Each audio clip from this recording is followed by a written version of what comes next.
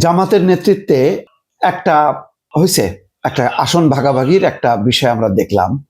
সেই উপলক্ষে কর্নেল অলির একটা বক্তব্য দিয়ে শুরু করি। দেখেন, এখানে মুক্তিযোদ্ধা এবং 2024 সালের জুলাই যোদ্ধার সম্মেলন, এখানে মিলন ঘটেছে। এটা অন্য কোনো জায়গায় এই মিলন ঘটেনি।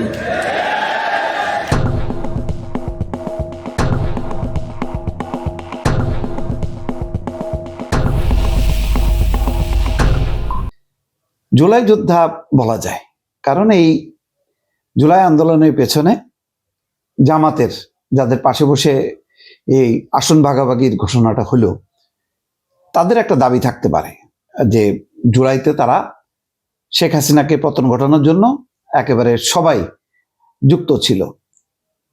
তো এখানে মুক্তিযোদ্ধার মিলন মানে কি? উনি একা? আর কে? আর কেউ আছে? মেজর আক্তার? এটা হয় না। মানে আমি একটা দুইটাতে ওই রকম ভাবে তো ওরাও নিয়ে আসতে পারে।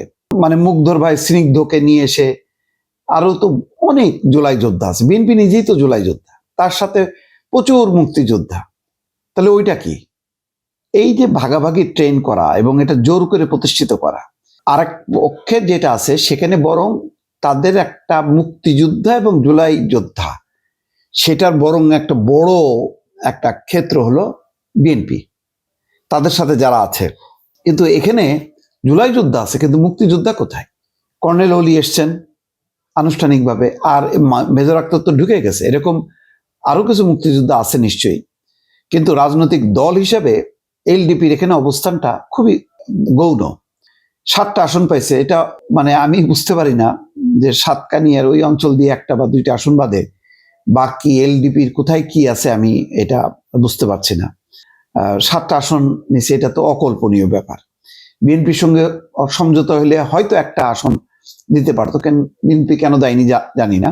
হয়তো একটাতে রাজি না, বা ওইটাতেও হয়তো বিএনপি রাজি হয়নি, সেটা আভ্যন্তরীণ ব্যাপার। কিন্তু এই জোটকে জুলাই যোদ্ধা আর মুক্তিযোদ্ধার মিলন ঘটছে, এইটা বলাটা মানে আমার মনে হয় ঠিক না। বরং যেটার দেখেন, এইটা বলার পরে যেভাবে একটা আওয়াজটা দিল, এটা হলো জামাতের নেতা কর্মীদের আওয়াজ। এখানে এলডিপির কোনো আওয়াজ নেই। এই আওয়াজটা পরিচিত, এই স্লোগান একসঙ্গে ওই যে মানে উৎসাহ ব্যঞ্জক যে ধ্বনিটা দেয়, এটা ওদের একটা কমন প্র্যাকটিস। এখানে মুক্তিযোদ্ধাদের দাপট নাই। এটা যতই কর্নেল অলি নিজেকে দিয়ে হয়তো বলতে পারেন, কিন্তু সামগ্রিকভাবে নেই। তাতে খুব ক্ষতি আছে তা না। ক্ষতি হলো একটাই, সেটা হলো যে এই জোটের মুখ্য মুখ হচ্ছে জামাত ইসলাম, তার নেতা ডাক্তার শফিকুর রহমান। যেখানে এখনো পর্যন্ত বিতর্ক যে তারা মুক্তিযুদ্ধের সময়কার ভূমিকার জন্য প্রকাশ্যে ক্ষমা চায়নি। যাদের বিরুদ্ধে অভিযোগ যে তারা এখনো ধর্ম নিয়ে রাজনীতি করছে এবং বলছে যে দাঁড়িপাল্লায় ভোট দিলে নাকি জান্নাতের টিকিট পাওয়া যাবে, এরকম নানা ধরনের মাঠ পর্যায় থেকে অভিযোগ আসছে। বিভিন্ন জায়গায় কোরআন ছুঁয়ে শপথ করাচ্ছে, ধর্মের চরম অপব্যবহার হচ্ছে বলে বিরোধী পক্ষ অভিযোগ করছে।